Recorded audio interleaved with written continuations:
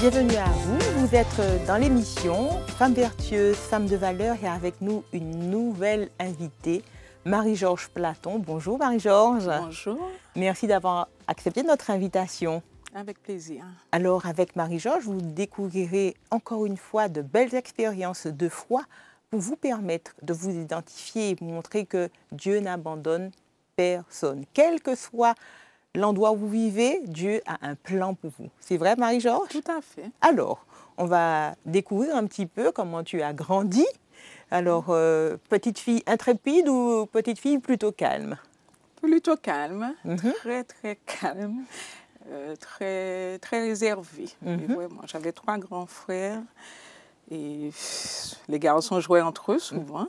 Donc c'est vrai, j'étais plutôt sur moi-même, voilà, avec moi-même.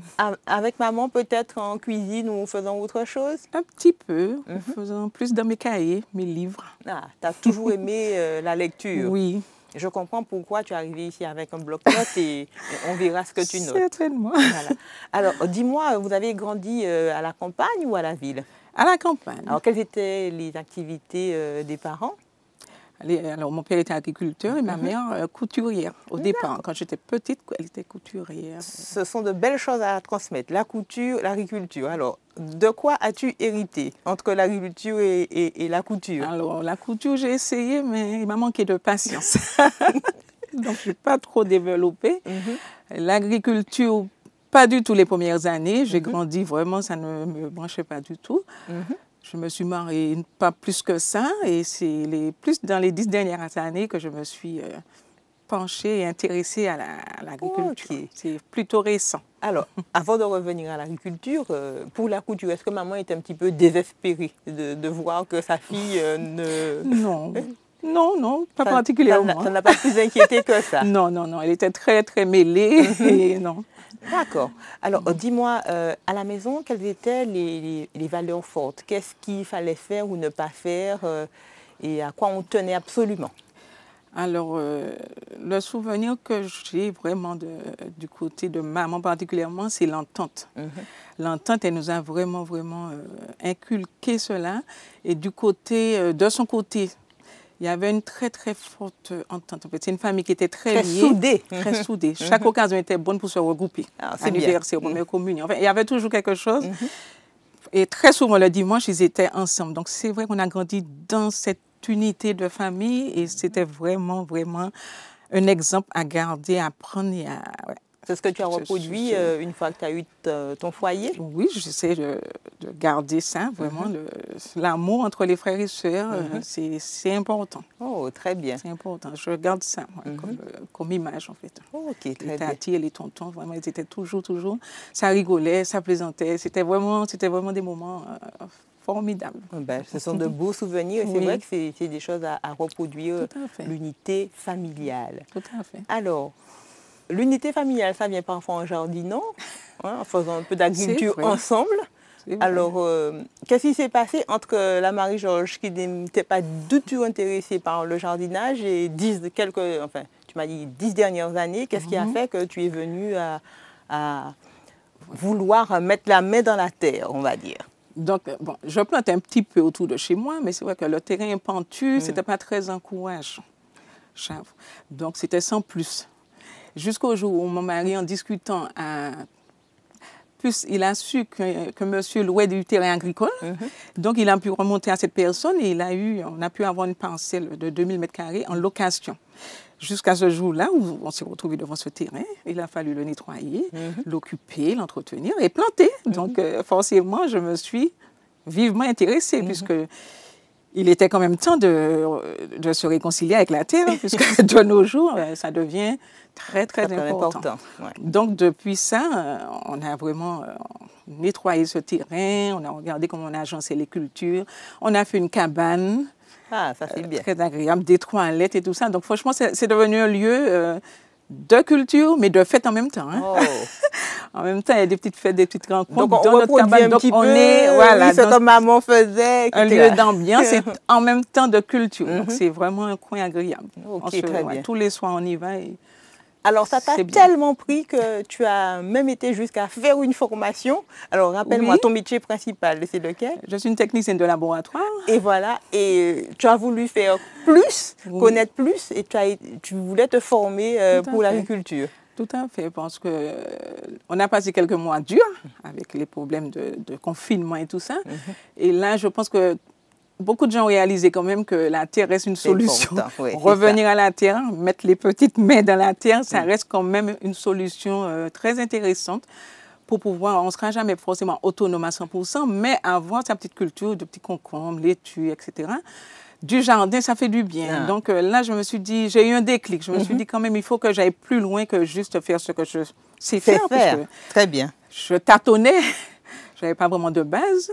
Donc, j'ai décidé de m'inscrire à une formation pour approfondir le domaine. Et là, j'ai cherché. Je ne trouvais pas vraiment quelque chose qui m'allait. J'ai cherché beaucoup sur la Martinique. Jusqu'au jour où je suis tombée sur une formation qui se fait en Guadeloupe. Donc là, je me suis inscrite. C'était la période de confinement. On sortait un petit peu de ça. Donc, c'était une partie en ligne, une partie en présentiel. Donc, je me suis inscrite et j'ai suivi cette formation. Donc, il a fallu partir pendant une semaine. Je suis partie avec une petite jeune de Galade qui, elle aussi, est un peu sous le même, à la même affinité, quoi. On est partis ensemble, on a suivi cette formation ça s'est très, très, très bien déroulé là-bas. Donc, il y avait un petit groupe, on devait présenter un projet professionnel. Donc, moi, j'avais présenté le projet d'animatrice d'atelier parce que ça m'intéresse beaucoup de transmettre, en fait. Ouais, ton savoir. J'aime bien partager et je me dis, il est temps que tout le monde se réveille, quoi. Qu'on comprenne qu'il faut retourner à la terre, se réconcilier, planter. Donc, je me dis, il faut que pour sensibiliser les gens, partager mon savoir et que les gens, eux aussi, aient ce déclic de vraiment s'intéresser, ne serait-ce que sur le balcon, autour de la maison, même si on a un petit lopin, on peut faire beaucoup de choses. Donc, j'avais présenté ce domaine, quoi, animatrice d'atelier, et on a développé ce projet-là, et vraiment, ça jusqu'à maintenant, je n'ai pas pratiqué, hein, mais je suis vraiment en démarche pour pouvoir réaliser cela. Alors, animer des ateliers pour transmettre. Ça montre bien que la vie ne s'arrête pas à certains points. On n'est pas mère, on n'a pas forcément métier, tu as osé aller plus loin. Et tu vas nous faire découvrir justement que Dieu est ce Dieu qui nous permet d'aller plus loin. On peut partir dans des projets ambitieux avec lui. Mais avant cela, je voudrais faire un petit détour sur justement ta rencontre avec Dieu.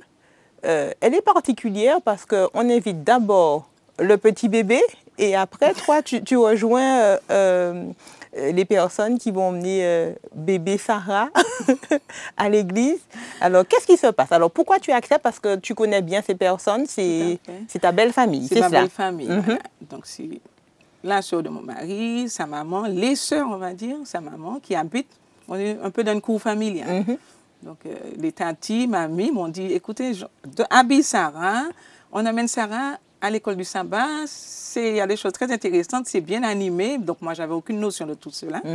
J'étais issue d'une famille catholique, donc c'était complètement un monde étranger pour moi. Un programme spécialement pour les enfants. Voilà, donc il m'explique que c'est très adapté, c'est très animé, bon, qu'ils prennent Sarah, de l'habiller, de lui donner son sac de rechange, quoi. Donc, j'ai fait ça et Sarah est partie avec la belle famille à l'église adventiste de Galade. Une fois, 2 fois, 3 fois, je ne sais plus précisément, mais bon, ça n'a pas duré très longtemps. Et vivement, j'ai vraiment compris quand même qu'il fallait qu'en tant que maman, que je t'intéresse un petit peu. Où est-ce qu'on emmène et puis que, voilà, que j'accompagne mon bébé aussi. Parce que l'éducation spirituelle, c'est quand même les parents, avant tout. Donc, du coup, c'est ce qui s'est passé. Et là, ça m'a permis de découvrir ce monde. Le cadre, Le monde, l'église adventiste, l'école du sabbat, tout. J'ai été en section. C'était d'ailleurs ma belle-sœur en ce temps-là qui animait, Marlène, je lui fais un coucou, qui animait l'école du sabbat avec les frères et sœurs. Donc, j'ai découvert, c'était vraiment très sympathique. C'est quoi? Ouais, c'est ta première impression, tu as trouvé ça? Ça m'a beaucoup plu. Il y avait les petits personnages avec le crash-crash derrière, à la feutrine. Tous les trucs, Moïse. Enfin, j'ai découvert tout ça. C'était un monde magnifique pour moi, je n'avais jamais connu ça. C'était vraiment adapté pour les petits-enfants avec des histoires. C'était bien. Quand ils s'endormaient, on les mettait au berceau. C'était délicatement fait, si ça m'a beaucoup plu. D'accord. Donc j'ai continué à accompagner Sarah, de mon bébé, de temps en temps. De temps en temps, dès que je pouvais, et sur la longueur en tout cas. Ok, et très bien. Et à 19 ans, Sarah, elle se positionne. Voilà, elle décide de donner sa vie à Dieu. Maman, ben, il n'y a rien à attendre. Hein. Est-ce que tu as eu peur? Est-ce que tu as voulu dire pas maintenant ou quelque chose comme ça, ou tu l'as encouragée au contraire dans ce sens-là? Non, au contraire, j'étais contente. Une jeune de 19 ans qui se positionne, qui donne son cœur à Dieu, à Jésus. C'est bien, parce qu'à cet âge-là, c'est plus l'âge de la fiesta. Hein? C'est ça. Et la fiesta, des fois, quand l'enfant sort, on est inquiète. Donc je me dis, là, si elle prend cette direction, c'est sage. C'est très bien. Au contraire, je l'ai félicitée et encouragée parce que je trouvais que c'était très, très sage de sa part à cet âge. Et quant à toi, est-ce que Dieu avait déjà fait toquer à la porte de ton cœur? Ça a pris du temps. Bien sûr, mais des fois, on entend, mais en même temps, on n'entend pas. On n'est pas prête, puisqu'on met tellement de critères humains. Alors, quels étaient tes critères? Qu'est-ce que tu souhaitais? J'attendais vraiment, en fait, d'avoir ma famille complète, en fait. Il y a encore la petite émotion, est encore là. Oui, oui. J'attendais ça et je suis restée longtemps à attendre. Et en fait, c'est vrai que les années ont passé. Les années ont passé. Et bon, un jour, j'ai quand même compris que finalement, il fallait voir autrement. Puisque franchement, quand Dieu appelle, c'est personnel. Le salut est personnel. La relation avec Dieu est personnelle. Donc un jour, Dieu m'a permis de vraiment... de comprendre les choses. Ça clairement et de savoir que finalement, c'était pas forcément la bonne manière de procéder que d'attendre enfin, des choses humaines, on va dire. Bon, et quand j'ai clairement compris ça, je me suis moi aussi positionnée. Et j'ai donné mon cœur à Jésus 6 ans après ma fille. Donc, je l'ai rejoint, en fait. C'était le temps qu'il fallait. Oui. Dieu prépare les cœurs et voilà, après, il fait des merveilles. Voilà. Eh bien, après, nous reviendrons avec toi. Une fois que tu as découvert Dieu, tu avais l'habitude d'être dans tes livres et tu as continué à avoir ces bonnes habitudes, mais cette fois-ci pour découvrir la Bible. Alors... Femme vertueuse, femme de valeur, restez à l'écoute avec nous et nous reviendrons avec notre invitée du jour. Nous vous rappelons que c'est Marie-Georges Platon. Elle a d'autres choses à vous raconter, d'autres belles choses à vous délivrer parce que la Bible lui a parlé et à vous aussi.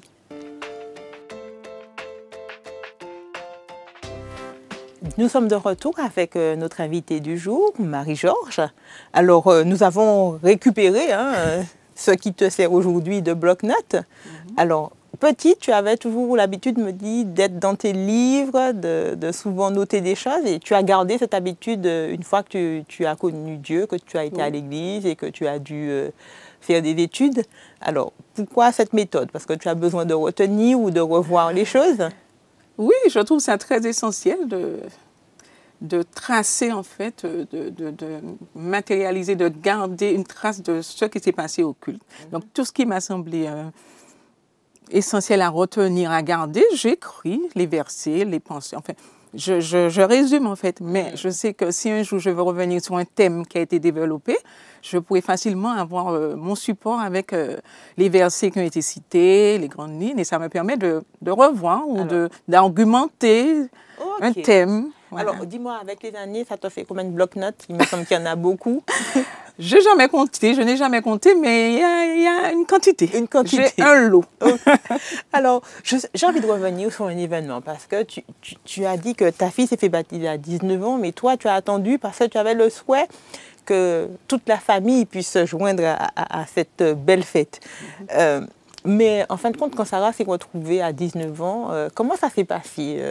Comment elle faisait pour étudier? Comment vous participiez avec elle ou pas à son culte? En fait, donc, elle était dans sa chambre. Elle se retirait en fait, dans sa chambre pour avoir le calme, puisque étant seule, même si nous, on y allait, mais on n'était pas membres. Donc, elle se retirait. Elle cherchait vraiment son petit coin à elle, son coin tranquille.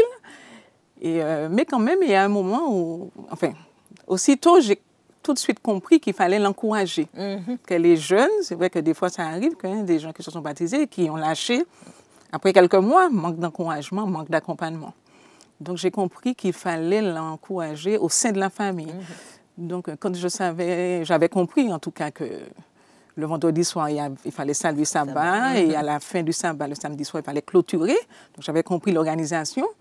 Donc, je trouvais ça quand même un peu difficile pour une jeune d'être toute seule dans sa chambre. C'était pas très agréable, je pense. Donc, quand même, je demandais à ses frères de l'accompagner. Donc, nous, on allait avec elle et elle faisait son ouverture de sabbat, sa clôture avec nous, en famille. Donc, quand même, c'était plus chaleureux pour elle. Quand bien même, on n'était pas... Et je pense que là, Dieu a laissé les petites graines quand même. Je crois que Sarah, sans le savoir... Ah oui, forcément. forcément. OK, auprès de ses frères et tout ça. Ça sert toujours. Alors, depuis, qu'est-ce que tu as découvert dans la Bible? Quel verset ou quelle histoire de la Bible tu aimes beaucoup et que tu voudrais partager avec nous? Je voudrais bien partager un verset, en fait, qui console bien, qui permet de se réconforter quand on est face à l'épreuve.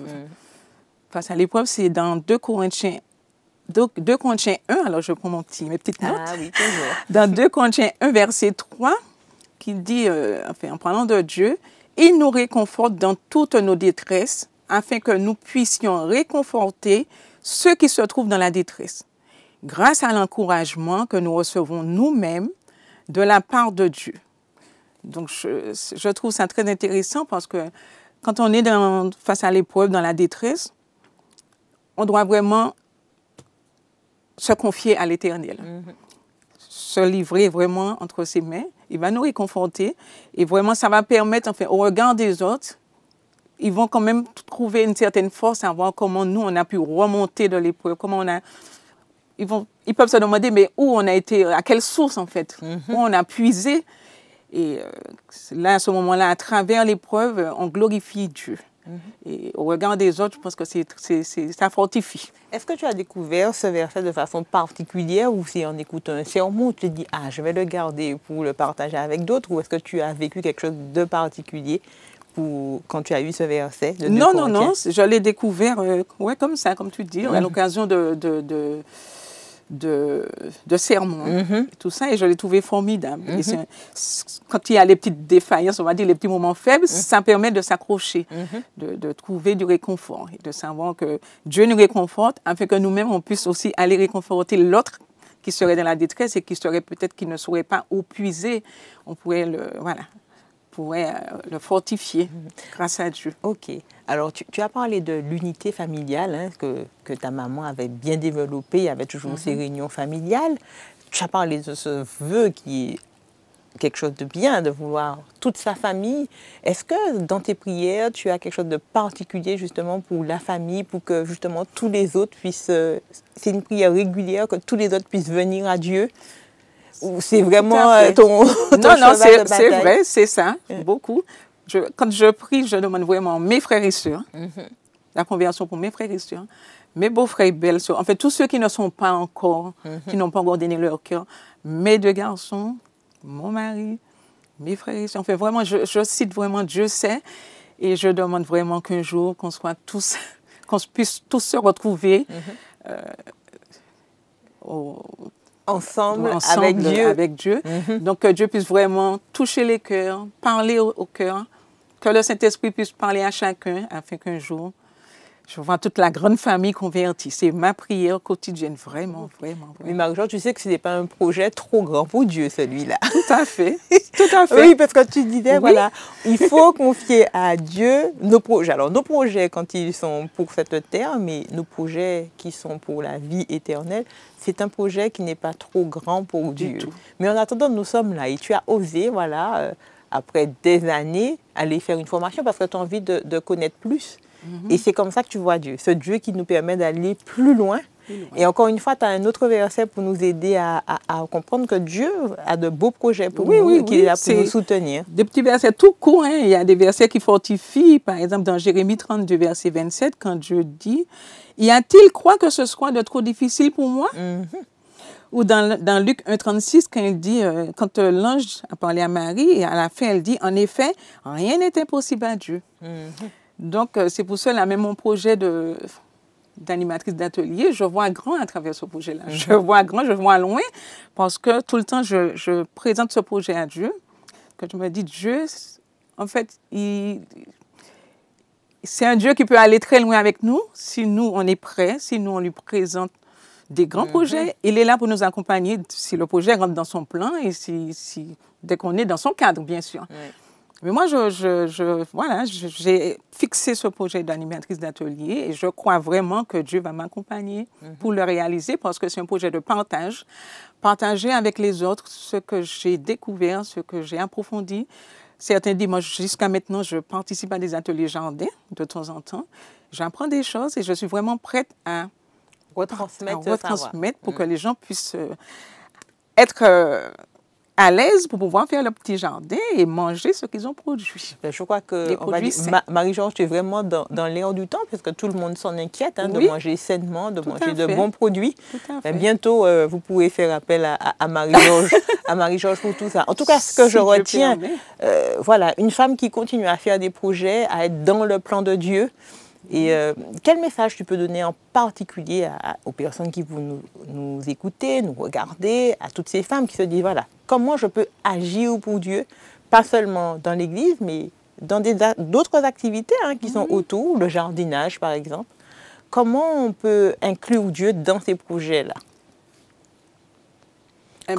Je pense que, comme moi, mon projet de jardinage n'a rien à voir avec ma profession. Donc, il ne faut pas se limiter à son petit confort de tous les jours. Moi, je travaille, je rentre chez moi, je fais des courses. Il faut sortir de ce confort-là. Et on a toujours en général une passion autre que notre métier. Générer des petites choses. Je ne sais pas, ça peut être tout ce qu'on veut, mais en général, on peut développer d'autres compétences. On n'est pas forcé de se limiter aux compétences professionnelles. Et on peut développer autre chose et franchement faire des projets extra-professionnels à côté de ce qu'on fait tous les jours. Surtout pour partager avec les autres, aider les autres, je ne sais pas, veiller sur les autres. Il y a plein de choses qu'on peut faire. Il faut développer parce que franchement, Dieu n'attend que ça, nous accompagner dans de grands projets. Il faut faire des choses grandioses. On fait prévoir des choses grandioses. Dieu est là pour nous accompagner. Dès que le projet rentre dans son plan, dès qu'on est dans son cadre, je ne pense pas qu'il va refuser. Voilà, il ne va pas nous limiter. En fait, c'est nous qui le limitons. Parce qu'il peut aller très, très loin avec nous, mais osons s'élargir. Osons voir plus grand, plus loin avec Dieu. Voilà, avec Dieu. Il ne demande que ça, il n'attend que ça. Donc, je peux lire pour la faire dans Ésaïe 40. Le verset 31, ou même je vais remonter au verset 29. Il donne de la force à celui qui est fatigué. On parle de Dieu, bien sûr. Et il augmente la vigueur de celui qui tombe en défaillance. Les adolescents se fatiguent et se lassent. Et les jeunes hommes chancellent. Mais ceux qui se confient en l'Éternel renouvellent leur force. Ils prennent le vol comme les aigles. Ils courent, ils ne se lassent point. Ils marchent et ne se fatiguent point. Donc, quand on se confie en Dieu, c'est sans limite. Il nous accompagne, on n'est pas limité. Voilà, c'est ce que j'ai à proposer comme mot de fait. D'accord. Être sans limite avec Dieu. Ce Dieu, lui, n'a pas de limite. D'ailleurs, c'est le Dieu de l'éternité. De l'éternité. C'est comme ça que nous l'appelons. Ne le limitons pas. Osons voir grand. Osons lui présenter des projets grandioses. Et il est là pour nous accompagner et les réaliser. Alors, si vous avez besoin d'une coach, je crois que Marie-Georges, peut-être la personne qui va bien tomber pour vous motiver, sachant qu'avec Dieu, nous ferons des exploits. C'est ce que nous chantons parfois. C'est exactement cela. Nous faisons des exploits. Alors, retenez tous ces versets, tous ces conseils, que Dieu est tout près de nous et est là pour nous encourager, renouveler notre énergie.